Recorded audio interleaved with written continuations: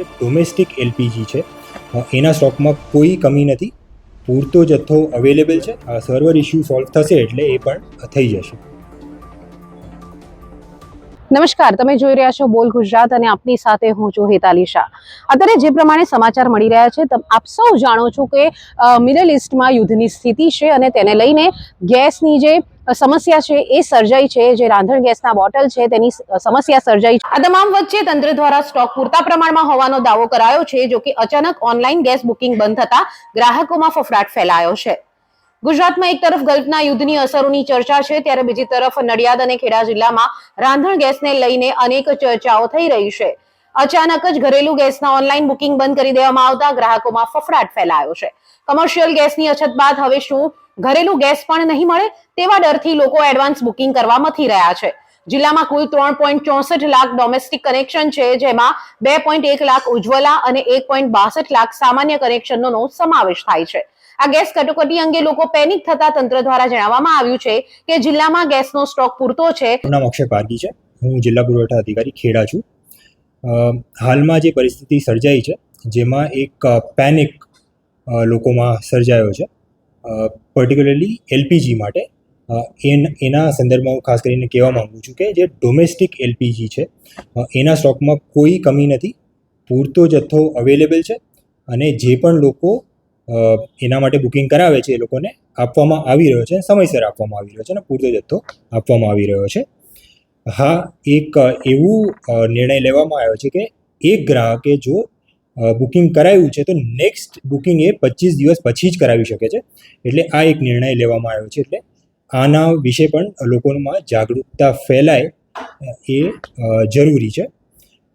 સાથે સાથે હું એમ પણ કહીશ કે આપણે સેન્ટ્રલ ગવર્મેન્ટ છે, સ્ટેટ ગવર્મેન્ટ છે, સતત મોનિટરિંગ કરી રહી છે અને એન્શ્યોર કરી રહી છે કે આ જે પરિસ્થિતિ છે એમાં આપણે બેસ્ટમાં બેસ્ટ કરીને લોકોને તકલીફ ના પડે એ રીતે કાર્યવાહી કરવામાં આવી રહી છે. સાથે સાથે હું એ પણ કહી દઉં કે જે કમર્શિયલ એલપીજી છે એના વેચાણમાં અમુક નિયંત્રણો લાવવામાં આવી રહ્યા છે, પરંતુ જે હોસ્પિટલ્સ છે, જે એજ્યુકેશનલ ઇન્સ્ટિટ્યૂટ છે એમને પૂરતો જથ્થો ફાળવણી થઈ રહ્યો છે, એટલે એમાં કોઈ પ્રશ્ન નથી. સર, જે રીતે ઓનલાઈન બુકિંગ અત્યારે જે પ્રોબ્લેમ આવી રહ્યો છે ગઈકાલથી, તો તેના વિશે શું કહેશો? અમુક જગ્યાએથી આવા ફરિયાદો મળ્યા છે, પણ એમાં અમે તપાસ કરી છે ને એમાં મોટાભાગના સર્વર ઇસ્યુઝ છે અને સર્વર ઇસ્યુઝ હશે તો એ રિઝોલ્વ પણ થઈ જશે. પણ અગેન સ્ટોકમાં કોઈ પ્રશ્ન નથી, સ્ટોક પૂરેપૂરો જ છે અને તમામ ગેસ એજન્સીસ પાસે પૂરતો સ્ટોક છે. સર્વર ઇસ્યુ માટે અમે બિલકુલ ઉપર જાણ કરી છે અને એ લોકો કરી દેશે સમયસર, એ પણ નિવારણ આવી જશે.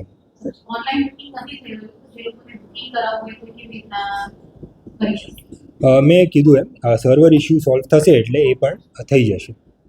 એટલે કે વાસ્તવિક અછત નથી, સર્વર ડાઉન હોવાના કારણે ઓનલાઈન બુકિંગ નથી થઈ રહ્યું. તો લોકોમાં ચર્ચાતી વાતો અનુસાર ઓનલાઈન બુકિંગ બંધ કરવાનો મુખ્ય હેતુ એ પણ હોઈ શકે કે લોકો બિનજરૂરી રીતે વધારાના સિલિન્ડર ભરીને ન રાખે, જેથી જરૂરિયાતમંદોને ગેસ મળી રહે. સાથે જ 25 દિવસના રિફિલિંગના નિયમો ચુસ્ત અમલ કરાવીને વિતરણ વ્યવસ્થા જાળવી રાખવાનો તંત્રનો દાવો છે. જો કે આ તમામ વચ્ચે એ પણ ચર્ચાઓ થઈ રહી છે કે સ્ટોક હોવા છતાં ઓનલાઈન સિસ્ટમ કેમ બંધ છે? શું સર્વર ડાઉન છે કે પછી કોઈ અન્ય કારણ? સર્વર ડાઉન થતા ઓનલાઈન બુકિંગ બંધ થવાથી કાળાબજારિયા તત્વો સક્રિય થઈ શકે છે. અચાનક સર્વર ડાઉન કે બુકિંગ બંધ થવાના દાવાઓથી સામાન્ય જનતામાં અસુરક્ષાની ભાવના જન્મે તે સામાન્ય છે અને આવી બધી અફવાઓને વધુ પણ બળ આપી શકે છે. જો કે મહત્વની બાબત એ છે કે કમર્શિયલ ગેસ ન મળતા નાના ધંધાર્થીઓ પહેલેથી જ પાયમાલ થવાના આરે આવી ગયા છે. હવે ઘરેલું ગેસની અનિશ્ચિતતા તેમની ચિંતા વધારી રહી છે. જો કે તંત્રએ વિશ્વાસ અપાવ્યો છે કે સ્થિતિ ટૂંક સમયમાં સામાન્ય થશે, પરંતુ સવાલ એ જ છે કે જો સ્ટોક પૂરતો છે તો ઓનલાઈન સિસ્ટમ પારદર્શક રીતે કેમ ચલાવવામાં નથી આવી રહી? શું આ માત્ર ટેકનિકલ ખામી છે કે પછી આવનારા મોટા સંકટનો સંકેત? આ વિશે આપનું શું કહેવું છે તે ચોક્કસથી કમેન્ટ્સ કરીને જણાવશો. જો આપને પણ ઓનલાઈન ગેસ બુકિંગમાં તકલીફો પડી રહી છે તો અમને જણાવો અને આપણી ચેનલ બોલ ગુજરાતને લાઈક, શેર અને સબસ્ક્રાઇબ કરવાનું ભૂલશો નહીં.